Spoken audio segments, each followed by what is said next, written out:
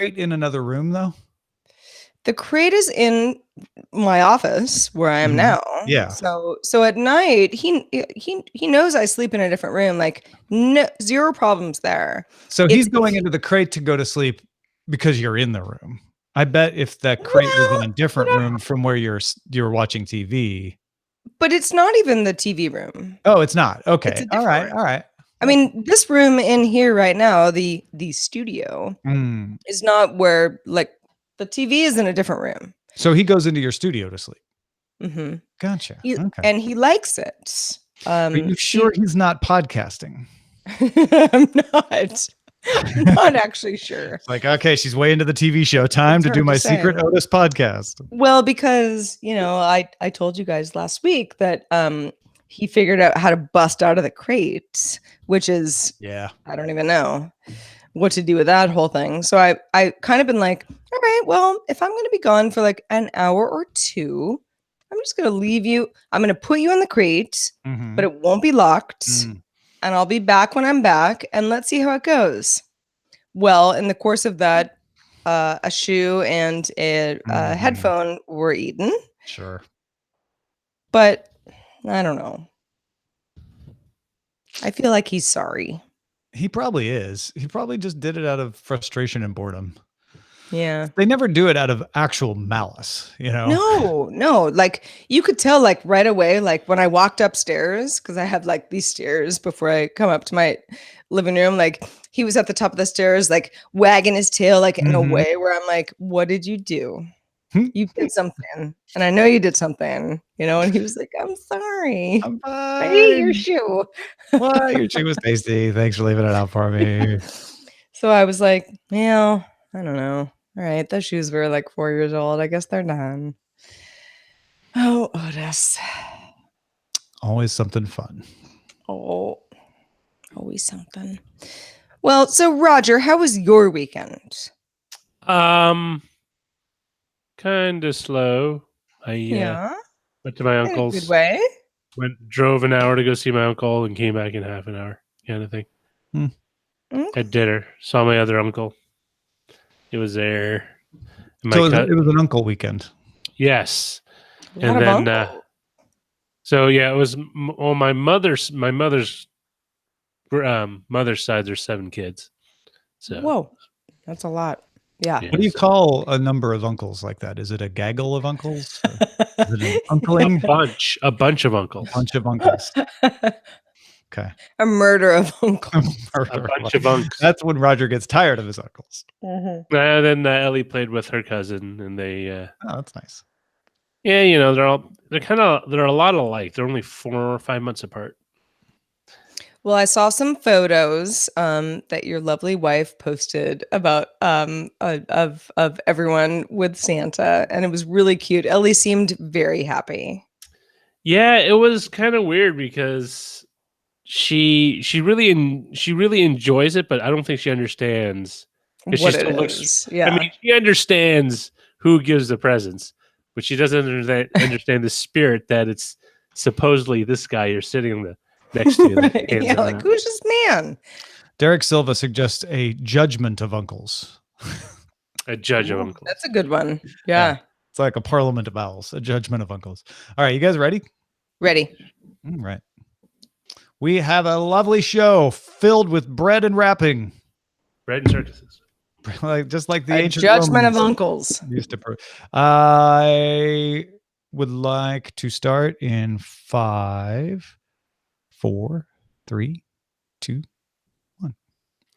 Thanks to everyone who supports independent tech news directly. If you're not already, become a DTNS member at patreon.com/DTNS. This is the Daily Tech News for Monday, December 10th, 2018 in Los Angeles. I'm Tom Merritt. And from Studio Feline, I'm Sarah Lane. And from LA County, I am the show's producer, Roger Chang. And we have a show filled with bread, wrapping, and apps that spy on you and follow you around, know where you live. Literally. Let's start with a few tech things you should know. A Chinese court granted Qualcomm a preliminary injunction preventing the sale and import of iPhone 6 through the iPhone 10. quite a few iPhones. Apple said that iOS 12 avoids the patent conflict and will continue to sell all models in China. So it's a little bit convoluted at the moment. The patents at issue relates to resizing pictures and managing applications. The For You tab in Google Maps is arriving for you on iOS and expanding to more countries on Android if you didn't already have it. You can follow places or even neighborhoods, and that tab will give you related news and recommendations for, restaurants, new things in your area, that kind of stuff. The Law School Admission Council, which administers the LSAT, anybody who goes to law school knows it, is a test used by many law schools for admissions and has decided to administer all future tests on the Microsoft Surface Go. The council found that iPads were too expensive and difficult to modify, and Chromebooks weren't high enough in quantity or quality. The LSAT will go digital in July, except for the writing sample, which is not scored and can be submitted separately. Yeah, not high enough in quality. I'm sure they could find plenty of them. Yeah, right. Not enough quantity. No quality. Huawei pre-announced its Honor View 20 phone with a 48 megapixel image sensor in the now a trend hole punch design. That's where you have a full screen and just a little circle cut out for the camera. The V20 will be fully launched December 26th in China and fully launched January 22nd worldwide. Samsung also announced the hole punch design will be used on its Galaxy A8 phones, which opened for pre-orders December 21st. And Xiaomi co-founder and president Lin Bin posted to Weibo a picture of a device with the words 48 MP camera on it. So 48 megapixel sensors. I think Samsung and Sony both make them. Also, one of your new trends in phones. Let's talk a little bit more about Google Plus while we still have a Google Plus to talk about. Oh, let's do it. Google reports that a vulnerability, another one in Google Plus, could have exposed the name and email address and occupation and age of up to 52.5 million users to developers, even if the account was set to private. A lot of people are crying foul about that. Google says the vulnerability was only in existence from November 7th through November 13th. It was discovered through standard testing, and there's no evidence that any developers took advantage of it, but it may have been out there. Google also says it'll shut down API access to Google Plus in 90 days and close the network entirely in April. It was originally August. So, yeah, we're they're good idea to just shut it down if you're still finding vulnerabilities. I mean, the fact is, this is the system working. They have an ongoing system to look for vulnerabilities. They found it. They shut it down in 6 days. They disclosed it. They're fairly certain nobody took advantage of it because they found it first. Even if they had taken advantage, it's not the worst, data breach we have these days. There were no passport numbers involved or things like that. It's kind of crazy what you compare it to. But yeah, it does mean the end for Google Plus, I think. And I don't know. I'm bummed about the whole thing because at one time Google Plus seemed like a really great social network. It just didn't catch on. Kind of a bummer what's happened to it.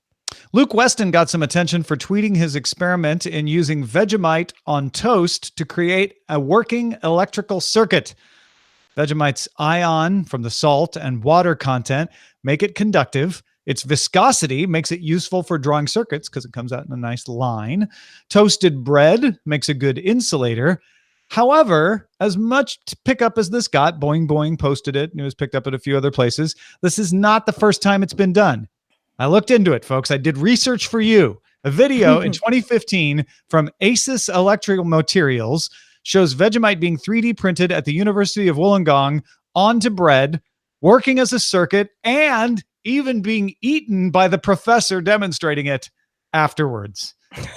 That professor is an author of a paper that was published in the Journal of Food Engineering called 3D Printing Vegemite and Marmite, Redefining Breadboards. How to unpack. We were talking before the show, like whether or not you like or don't like Vegemite. This is amazing. However, okay, so as you noted, Tom, in 2015, this has already been proven. So I've been done before that too. Honestly. Sure, probably. So okay. given the fact that it's gotten a lot of attention, sure, it's gotten picked up by some pubs. What can we expect from science such as this? This is the thing. You're going to be tempted to complain and say this is joke science. The Journal of Food Science, I have some, having been the son of a man who subscribed to it, is a legitimate journal that is used to help wrap your head about what's capable with food. This may sound silly, but it could also lead to a kind of food that you would have never been able to use before, or that can do cool things, maybe provide sensors, maybe light up if it's spoiled, or maybe just novelty stuff that's fun. So this is practical. It's a question of, can anybody make something out of it? That the journal article was done. The tweet was just someone rediscovering a thing that not a lot of people knew and looks fun and cool. So I think it's all good. All of this is really good. Where's also the love for Marmite? That's what I want. I like that the journal article actually includes Marmite as like, hey, we're not going to pick sides here. Right. Vegemite, Marmite, both cool. Both very cool in their own way. Moving on, Paul Thurrott notes that the first feature that Microsoft has committed to adding to Chromium is UI automation providers. That accessibility feature lets Chromium-based browsers on Windows to seamlessly interact with accessibility client applications like Narrator. Microsoft's Kyle Alden said that on Reddit that it's Microsoft's intent to support existing Chrome extensions on Microsoft Edge. He also said that Edge HTML, the old Edge engine, will remain in Windows for the foreseeable future so that developers can move their UWP apps to Chromium on their own schedule. There's been a lot of talk about how this is all going to work now that Edge is being edged out, so to speak. And in response to a question about Edge on Xbox, he wrote, quote, "It is our intention to bring the next version of Microsoft Edge to all Microsoft devices," which means absolutely nothing. Well, it does imply that they'd bring it to the Xbox, which would be kind of cool. Sure. Yeah. It's sort of saying everything without saying anything. And Chrome on Xbox could open up a lot of capabilities, but like you say, Sarah, when they say they'll bring it, that means they'll bring it. Doesn't mean they'll bring it fully capable or exactly doing all the same permissions, what sites will not work, et cetera, et cetera, et cetera. But I think a lot of people would be excited. I know Roger's a big Xbox user and might be excited to have a Chrome-based browser, even if it's Edge. If it's also supported a lot of the plugins like remote desktop, yes. Mm-hmm. And that's the thing. Edge will support extensions. Will they allow extensions to be installed on the Xbox if they bring Edge to the Xbox? I don't know. It's a hard question to answer.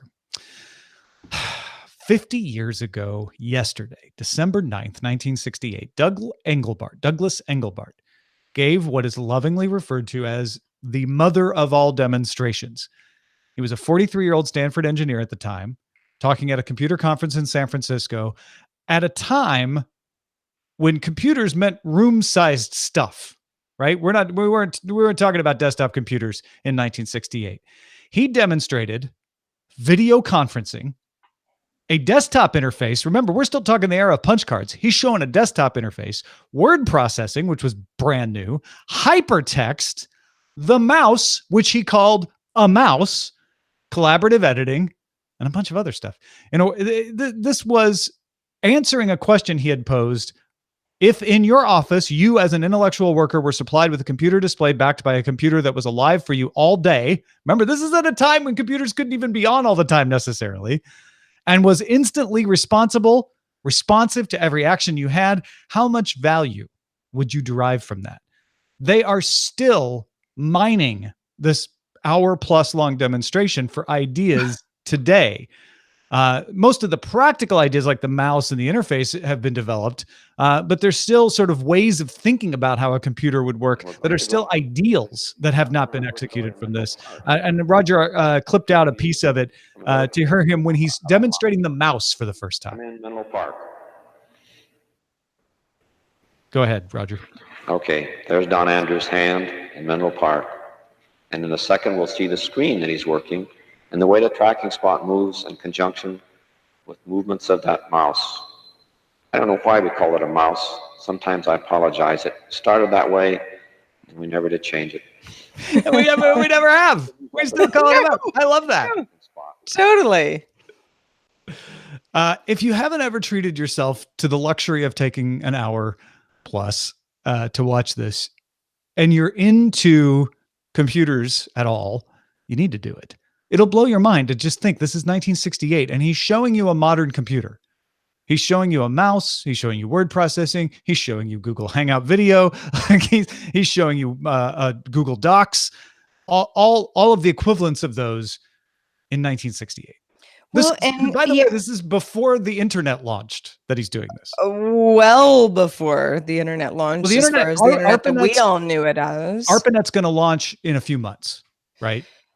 But imagine being Mr. Engelbart and knowing what he knows and sort of seeing the future of it and being constrained by the fact that I don't know, that the infrastructure doesn't actually support the vision that he knows is going to come to fruition sooner than later, right?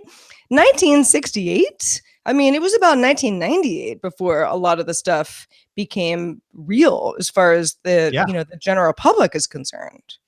We hadn't put a man on the moon yet. Right. When he demonstrated the mouse and word processing and video conferencing. The other thing that's impressive about this, The Economist did one of their podcast episodes about this weekend, is the demo worked. Like everything worked.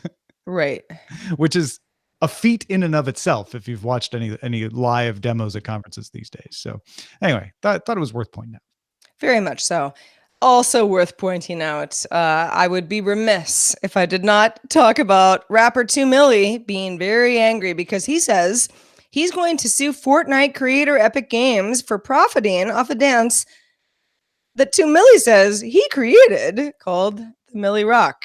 Now, if you watch anything on Instagram or otherwise, you might be familiar with this. And I don't mean to laugh. Fortnite actually added a dancing feature called Swipe It back in July. Milli says, well, that's his dance. And he thinks it's sort of like a copyright thing. Fortnite Battle Royale is, of course, the currently world's most popular game. It's free to play. However, it rakes in about $200 million a month from the sale of emotes, the dance being one of them, other cosmetic items in game. Another rapper called Blockboy JB says, well, my dance appears in Fortnite as well. That's a little bit weird. It's not credited. And actor Donald Faison, who was in the show Scrubs, says that Fortnite was actually using a dance that I danced in my show back in the day as well. Law firm Pierce Bainbridge is suing Epic Games for using the likenesses of former NFL player Len Skip Hamilton to create the character Coltrane for the Gears of War video game series. So, wow, lot to unpack here. Yeah, and the likeness one is a little different because there's some good tested law around likenesses, but dance moves individually, like the Milli Rock, are not copyrightable. No, that's the thing. It's like, well, okay, so if that's the case, right? If you say like that's my dance, but it's not copyrightable, okay, well, what do you do at that point besides sort of tisk?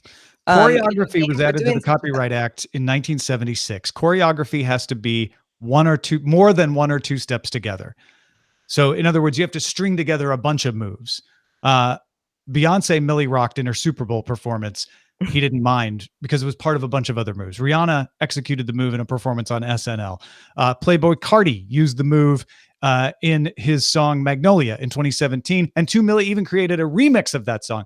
What we're talking about here is not that he's mad that they used his dance. No, it's that he wants to get paid. Exactly. Because you know what? He doesn't know them like he knows Playboi Carti. No. And they're making Epic Games. a lot of money off his move. So this isn't about the law. I don't know how he's going to prevail in a lawsuit, but it is certainly about him saying, hey, man, you're making fat stacks off of this, and I need to be cut in on that. Well, yeah. And, if you don't have a legal leg to stand on in the situation, but you have, the support of folks behind you, Fortnite is wildly popular. I mean, does this make people play less Fortnite? Probably not. So it's kind of it's an interesting situation. Yeah. And yeah. Look, NBA 2K 2018 used the Millie Rock. 2 Millie contacted them and worked it out. So come on, Epic Games. I don't claim to know 2 Millie's music, but I will claim to know enough about technology and copyright law to say, even though he doesn't legally need to get paid, he should get paid. Do the right thing, Epic Games. Pay 2 Millie. You heard it here, folks. Tom Merritt sides with Millie. If you get all the tech headlines each day in about 5 minutes, subscribe to dailytechheadlines.com. All right, let's talk about tracking. Jennifer Valentino DeVries, Natasha Singer, Michael H. Keller, and Aaron Krolik are all writers for the New York Times who teamed up on an investigation into location data used by apps and found that location patterns alone could identify some individuals despite being otherwise anonymized. This reminds me of a story about 10, 15 years ago about AOL's anonymized data that they were making available for research and how you could use that to figure out who someone was based on some elements. This is just one element, location. But what they were able to figure out was, even though that's anonymous, if it's connected to an identity, an ID tag, you can tell, like, wait a minute, there's only one person who lives at this address going to this middle school. I can look up an address on public records. Bingo, bango. I know the people who live or own that house. I cross-reference that with the public information about who teaches school. Now I know who that is. And now I see from this record that this same ID tag goes to a dermatologist or goes to the, some bar, whatever. You now can tell who that was. This data is generally shared for advertising purposes or in aggregated form as like a heat map for hedge fund investors. There's nothing wrong with that. Sharing a heat map to say, hey, this is where a lot of foot traffic is going up, this is where foot traffic is going down, can be very useful in lots of situations. The problem is that two things. One, you don't always know that that's what this is being used for, because the pop-up will say, hey, we allow us to track information to show you your weather or to give you traffic updates, or to give you news about your local sports teams. And you think, well, sure, as long as you're only going to use it for that, that's fine. But that's not what they're only using it for. Even though down in their privacy policy, they may disclose, it's not disclosed up front. And a lot of people don't realize this is happening. The other thing is, if this data is not protected in this era of data breaches, more malicious people could get a hold of it, or even people within companies. Amazon just fired a bunch of people for accessing data without authorization inside of Amazon. People could find out who you are, figure out who you are, and track you by using this data. Okay, so we were talking about this last week, and Tom, you made a mention that, in this day and age, I think we were talking about the Starwood hotels breach. It's like so much of this, data is just, it's sort of out there, and it's unfortunate. It happens. Live your life as though these sorts of things are public knowledge, and try to protect yourself because of that. Okay, so let's say that in this situation, someone knows that I'm going to the dermatologist next Monday, which I am. I mean, how does this, how is this going to affect me negatively? Why should I be afraid of this? Why should I care? And here's the thing. It's just like privacy breaches. You probably don't need to worry about it, right? But you should, because you never know. Right. This is the kind of thing that many people won't mind. They'll be like, okay, so somebody knows I go to school every day. They could figure out where I worked anyway. Yeah. But what the reason that I bring this up is because I think a lot of people have the same sentiment. Is like, well, but like, am I really in danger? The truth is, most of the time, no, you're not. But you have to understand the implications of someone having this information about you that's very personal. And it's not about you if you don't care, I guess, is the other thing. It's about the person who said, well, wait a minute, I don't like that. I don't want people to know all of these things about me. I don't mind if they know where I work, but I don't want them to know where I'm shopping without my permission. I don't want them to know what businesses I frequent without my permission, or What if you're doing something legal on the sly, or I don't know, maybe you're even, cheating on someone, doing something unethical, but not illegal. Should that be something that becomes knowledge to someone that you didn't authorize? I'm not trying to defend that kind of behavior even, but not knowing that this information is out there means that anyone could do something with it if they wanted to. I feel like when we talk about these stories, it always comes back to, okay, well, if you want to be informed about the data that is out there about you, you can, right? This is what we're doing right now. If you don't care, how do we make you care about it? I mean, if you don't care, we're not going to make you care. So the question is, first of all, for the people who didn't realize, see, there's a couple of classes. There's the people who do care. They just didn't know. They thought, well, wait a minute, I gave the Weather Channel app my location to give me weather. What else are they doing with it? You need to be aware that could happen. That's why I would never allow an app to access location data when you're not using the app. Right. And Android and iOS both have these settings where you can say, even like Google Maps, you would say no to that? Yep. Really? Unless it impedes the functioning in a way that you're like, you know what, the risk of them selling this data to somebody is worth it for me to do this. I don't want them to know my location when I'm not using the app. Of course, I want Google Maps to access my location while I'm using Google Maps. But when I'm, taking a walk around the block, not using Google Maps, they don't need to know that. So turn that all off, declare location bankruptcy, and only grant permissions to anything that you really need it to have access to use. I just did this today, and I found a few apps that were always able to access my location that I didn't realize they had that, because was there any app in that list that is widely used that you were surprised about? No, it was probably a couple apps that had been on my phone for so long. It was before you could allow them the middle ground option. Also, assume any app asking for your location data will share it with third parties. Don't be under the impression that they won't. Assume they will until you know otherwise. I think those are the things I would do if I'm the person who cares. If you're the person who doesn't care, the question then becomes, what role do we have in forcing companies to just be good citizens and safeguard this data and make sure, is it public pressure? Is it auditing, or is it just things like the New York Times bringing to light the fact that, hey, this happens and you should put pressure on the companies, if you care, to alter their practices and disclose these things better?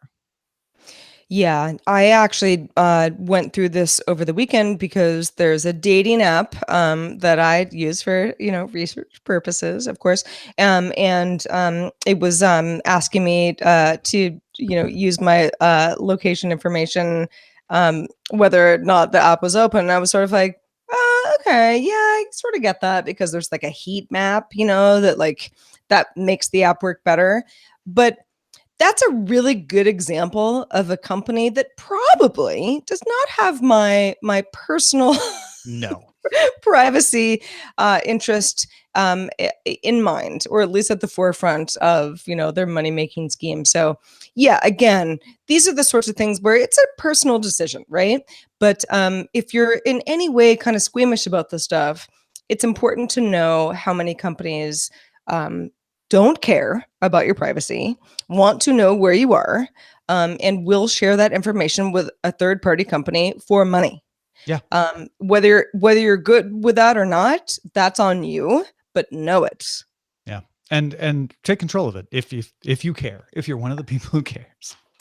Speaking of people who care, thanks to everybody who participates in our subreddit. You guys care the very most. You can submit stories and vote on others at dailytechnewsshow.reddit.com. Also, if you'd like to hang out on Facebook, we've got good news for you. We're there too. Facebook.com/group/dailytechnewsshow. You know who's back? Amateur traveler Chris Christensen, who has a report on high-speed rail coming to the U.S. This is Chris Christensen from Amateur Traveler with another Tech in Travel Minute. If all goes well over the next 10 years, the U.S. will join many other countries in having high-speed train service. Won't be as extensive as you'll find it in other countries because of the size of the U.S., but we do have 4 projects under construction, or at least well along in development. They include projects from Los Angeles to Las Vegas, from Miami to Orlando, San Francisco to Los Angeles, and Houston to Dallas. Now, all of these projects have run into some problems with money, regulations, or lawsuits, so I wouldn't bet on all 4 of them happening. Smart money is probably on Las Vegas to Los Angeles just because of the economic value of that line. I'm Chris Christensen from Amateur Traveler. Hyperloop. Oh, man. LA to LV? What fun. Yeah. Oh, because it's not far to go. It all depends on where they pick. But it's almost always a huge hassle. It all depends on where they pick up and drop off, though. Yeah. Because there's a train to San Diego. It's not high-speed rail, but it's pretty good. But it's so the pickup point is so far from where I live that totally it's like half the drive to San Diego to get to the part in LA where I drop off. It's so true. It's so true. All right. Well, sticking with some feedback, we got a real nice email from Grace, who I thought this was a good email, given the fact that we were talking about Epic Games earlier in the show. Grace says, the first thing I thought of when I heard your conversation last week about Epic Games and Steam and Discord is, oh no, another subscription tsunami. I'm talking about the current mess that is my HBO, my Hulu, my Amazon Prime, my Netflix, my VRV, YouTube Premium, Verve, and the like. The logical next step, for me at least, is that these gaming services will remain competitive, if they're going to be competitive with one another, to introduce memberships. Steam might say, pay X per month to gain X per percentage discount on games, or become a member to access these exclusive games. What's to stop the situation from happening? Are these real life examples of similar software tech competitions where this didn't happen? You guys sound optimistic about more options for gamers and game companies, but all I can see is more camps propping up in the future. Well, okay. Yes, that's possible. And I have 2 responses to this. One is also my response to the worry about streaming, which is we're still in the midst of the changeover from cable TV to streaming video. And eventually that industry is going to shake out which of these models work and which aren't. And you'll have a more manageable set of options and probably some manageable interfaces to use. Amazon is trying to work on this by including channels in their subscription, which makes it a lot easier to see what's going on. Apple's got their own thing with Apple TV. So give it some time. My guess is with gaming, it would be the same way. And with gaming, it even is all on your desktop in these situations. So we're not talking about console gaming. We're talking about desktop, at which point it becomes no different than just having a bunch of icons from different games separately installed to having, 3 or 4 memberships until the point that it shakes out and you figure out better ways to manage this as well. So I would hold off on being too fretful about it until you really run into problems, and then hope that these companies realize, hey, when we're causing problems for our customers, that means fewer customers. Well, thanks for the email, Grace, and thanks to everybody who sends us email. And keep it coming. Yeah. In fact, our goal this month, like every month, is to get 1 more patron than last month. And when last I checked, we had 0 more patrons than last month. I mean, we had exactly the same number of patrons as last month. So the call is for you who are not a patron to help drive that number up. Get into patreon.com/DTNS and find all the cool stuff that you get as a thank you for becoming a member of supporting the show. The biggest thing you get is the value we get in the show. 97% of our funding comes from individuals directly. That's who we're answerable to. So if you want to be one of those people, support us, patreon.com/DTNS. Our email address is feedback@dailytechnewsshow.com. Keep the feedback coming. We love to hear it. You make our show better. We're also live Monday through Friday. If you can join us, that's 4:30 p.m. Eastern, 21:30 UTC. And you can find out more at dailytechnewsshow.com/live. Back tomorrow with Nicole Lee. Talk to you then. This show is part of the Frog Pants Network. Get more at frogpants.com. Diamond Club hopes you have enjoyed this program. Excellent. What a good stuff. Yay, Nicole Lee's here tomorrow. Hey. It will be the last Nicole Lee of the year. We're gonna keep saying that from now on, aren't we? For a lot of Until like a couple of weeks. It's like, oh no, oh right, because it's the last X of the year. It's that time of year. I like this title, it's the but you can fight me on it. wonderful Dance Restitution. Oh, that's good. I like that. I like that one too. That's really good. That's really good. There were actually there were a couple that I saw earlier, but you know what? That's our. Let's give some love to the runners up. Well, there's also a legal leg to dance on. 2 million Nice. vanilli. Bread wrapping and apps that spy on you. That's just kind of a circuit of life. That's the bread one, right? Declare location bankruptcy. I know what you did last night. That's the tracking one. These are good. This is a good crop today. Edible electronics. Vegemite, the electronic snack. Every app you take. Do you like the police song? I'll be watching you. The new mobile app mantra. Location. Mm-hmm. And another epic lawsuit, but I think we've done that before. Yeah, that feels. Dance Restitution. Dance Restitution is definitely the one, though. I love it. Good stuff, guys. Thanks. I see you. I see you. Yeah, there's you guys were on the ball this morning or this afternoon or whenever it is for you. So here's my question, because I realized that I was like Vegemite, meh. I don't actually know the difference between Marmite and Vegemite, besides the fact that I'm about to say something horribly controversial. There's not that much difference. They're basically the same thing. Well, and I'm sure, someone who likes one and maybe not the other would say there are differences, but they're both. It's a regional thing. Yeah, right? Marmite's made in England, and okay. Vegemite was made to make Marmite in Australia. Yeah. Okay. But is it Kraft or Kraft that used to make it? Oh, I don't know. We went through this previously, and I think Kraft does still own it or doesn't. I can't even remember. I'm still on Mantra. I don't think they own it anymore. Yeah. Mantra. Well, I just, but they're both. I'm sure someone knows a lot about this, and I would like to know, because in my mind, I'm like, Vegemite, too salty. Marmite, okay, but maybe they're the same thing, and I should just. I don't think Vegemite's actually saltier than Marmite. Isn't it just left over from brewing, or no? Yeah, it's brewer's yeast. Yeah, they're both brewer's yeast. However, I have brewer's yeast that's like like you shake it on stuff like salt. Mm-hmm. It's not like Vegemite. No, because Vegemite's made of brewer's yeast. It's not just brewer's yeast. Right, but why is it so salty? I don't remember it being salty. I just remember not being. It's incredibly salty. Spread it is the thing. You're not supposed to. Well, so this is the thing I've been told by other people who enjoy it, is that you're supposed to spread it thinly on like a piece of bread or toast with butter.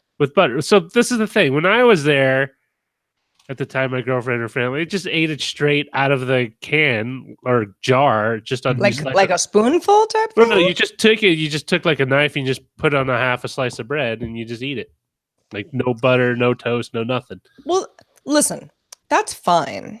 But I feel like that's the sort of thing that would be akin to pouring salt onto a piece of toast and being like, I like it. It's very salty. It just is.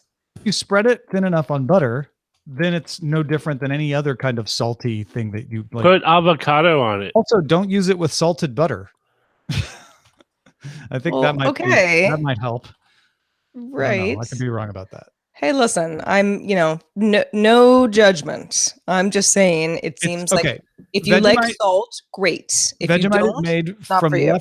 Vegemite is made from leftover brewer's yeast extract with various vegetable and spice additives, developed in Melbourne in 1922, and was acquired by the Bega Cheese Group in January 2017.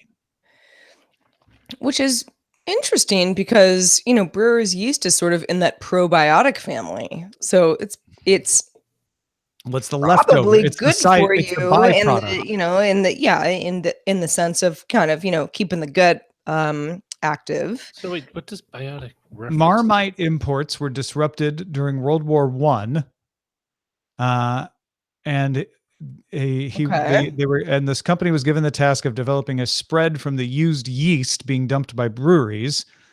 So, Wow, is that what they call it? Brewer's yeast? yeah.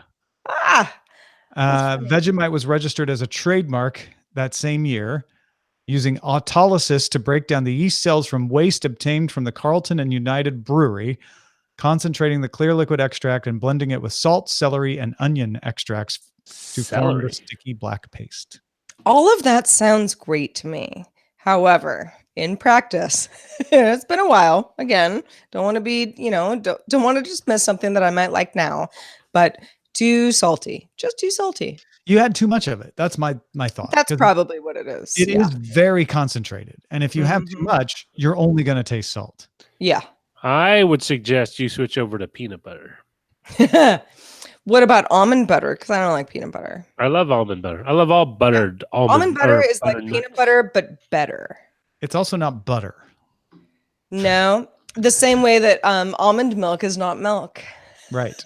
Although, I mean, didn't we just do this conversation? We did with Scott. I think it was last week. In fact, we were talking about like, why do we call it milk? What's milk? Are you milking my nuts? To be dairy? Yeah, yeah. Can you milk me? Hey, that sounds like a great website. Well, that's Can a line you milk from it? Meet the Right. Yeah, I'm not saying that. That was the famous Robert De Niro Meet line. the Parents. Yeah, Mm-hmm. Meet the Parents. Thank you. That's what I have never watched that movie. Well, that's why you don't get the reference then. I'm sorry. You know I'm it. not I'm not into You've old heard people it, comedies. Yeah. Old people comedies? That's what it looks like. Looks like an old person's Well, comedy. you don't know because you've never seen it. Doesn't matter. I've judged it to be so. You're right. Well, so Judgment of uncles. I think we were talking last week about, I don't know, for some reason I brought up, like, we were talking about P.T. Anderson, the director, and I was like, oh, Punch Drunk Love, starring Adam Sandler, right? Like, which is like a very not comedic, but good movie that I like. And so then, like, I think in my weird subconscious, I've been thinking about Adam Sandler since then. And I woke up this morning, not even joking, with the Hanukkah song in my head. And, you know, which comes around during this time of year. I haven't heard it that I can think of anywhere. It was on the SNL Christmas special recently, but that's one of those primetime things. It's all clips right. from Like, I definitely didn't watch that. Like, I don't know, but I know the song, and I had to laugh because it's like, the song is like somewhat dated, but not that dated. It wasn't like, you know, it's not a song from the 1950s or anything. It's from the, 1990s, where it's like David Lee Roth, Lights La Menorah, where you're like, how many kids know who David Lee Roth even is? I know who he is, but like, is that like a cool thing that you start off the song with? I don't know. That's the problem with making your song too current. Perhaps. It was a killer line when that song is new, right? Right. I don't know. I don't know. I never thought about what David Lee Roth's religion was personally. And it's whatever, but that was that was the point of the song, was like, I bet you never thought about the fact that people are Jewish. Yeah. Right. Yes. And that's how he starts it. Like, here, a list of people that are Jewish, just like you and me, which is, it's catchy. But when I heard it the other day, or when I heard it in my mind, because I like have it committed to memory, I was like, that is, it's because it was a very beloved song. Like a time capsule. Yeah. And after David Lee Roth, I think the next one is Dinah Shore, who is no longer with us, and he was trying really to from reach out to the older members of the audience with that reference, even at that time. Now he's reaching out to the dead members of the audience with that reference. Yeah. Well, and he even says the late Dinah Shore. Dinah Shore. She was very much no longer with us.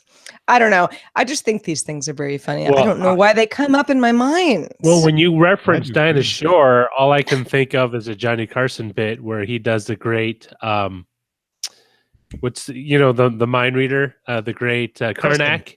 Oh the great yeah. Karnak Yeah. bit. And there was a whole thing about Dinah Shore backing into a meat thermometer. And it was just like part of his joke, like,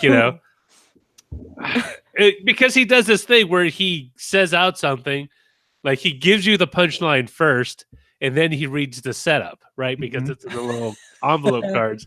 Right. I don't remember. I just remember Johnny Carson and So the fact that we said Dinah Shore made you think. yes, that triggered that particular memory for me. Right. Which is, I mean, why did I wake up singing the Hanukkah song? I don't know. He's still funny. I mean, why? Johnny Carson is still funny. Well, Johnny Carson is always going to be funny. Adam Sandler, it depends on but what like you like as far as comedy I goes. was in grade school when Johnny Carson was like big, right? And so a lot of the jokes were definitely over my head when I was in fourth grade. But even looking back 20 years later, 30 years later, still freaking funny. Like a lot of those jokes still hold up.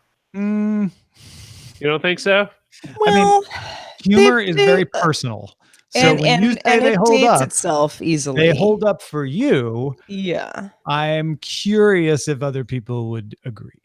Because you know who Dinah Shore is, for instance. Well, that was just one reference, but that wasn't. No, but there are going to be other things where you're like, oh yeah, I get that. That's funny. And other people will be like, I don't know who that is.